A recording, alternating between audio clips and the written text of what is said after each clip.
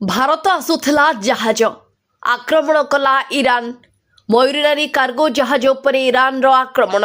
Iran Israel ଯୁଦ୍ଧ ଦିନକୁ ଦିନ ଆହୁରି ଚରମ ସ୍ଥିତିରେ ପହଞ୍ଚୁଛି। ହରମୁଜ ପ୍ରଣାଳୀ ଦେଇ ଭାରତକୁ ଯାଉଥିବା ଜାହାଜ ଉପରେ କୌଣସି କଟକଣା ନଥିବା ଇରାନ କହୁଛି। ହେଲେ ଯୁଦ୍ଧ ଭିତରେ ବୁଧବାର ହରମୁଜ ପ୍ରଣାଳୀ ଦେଇ ଭାରତ ଆସୁଥିବା ଥାଇଲାଣ୍ଡର ଏକ କାର୍ଗୋ ଉପରେ ଆଟାକ୍ କରିଛି ଇରାନ। ମିଳିଥିବା ସୂଚନା ଅନୁସାରେ ମୟୁରୀନାରୀ କାର୍ଗୋ ଜାହାଜ ଉପରେ ଇରାନ ବଡ଼ ଧରଣର ଆକ୍ରମଣ କରିଛି।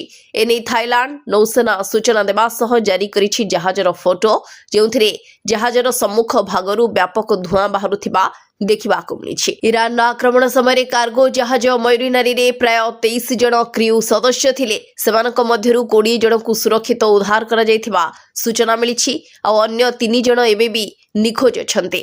ଏହି ଆକ୍ରମଣକୁ ନେଇ ଥାଇଲାଣ୍ଡ ନୌସେନା ବୟାନ ଜାରି କରିଛି। କହିଛି, ମୟୁରୀନାରୀ ନାମକ ଜାହାଜ ଉପରେ ଆକ୍ରମଣ ହୋଇଛି।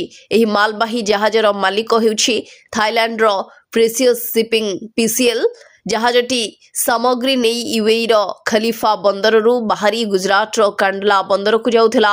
ହରମୁଜ ପ୍ରଣାଳୀ ଅତିକ୍ରମ କରିବା ସମୟରେ କାର୍ଗୋ ସିପ୍ ଉପରେ ହୋଇଛି ଆକ୍ରମଣ।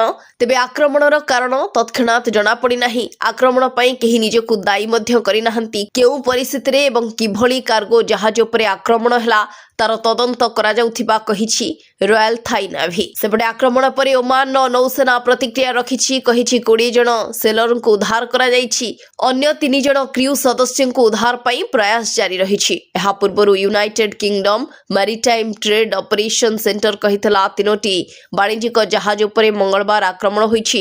ଆଉ ଏବେ ଥାଇଲାଣ୍ଡ ମୟୁରୀନାରୀ କାର୍ଗୋ ଉପରେ ଆକ୍ରମଣ କଥା କହିଛି। ମୟୁରୀନାରୀ ଜାହାଜର ଲମ୍ବ 178 ମିଟର ହୋଇଥିବା ବେଳେ ଏହା 30,000 ଟନ୍ ସାମଗ୍ରୀ ପରିବହନ କରିପାରିବ।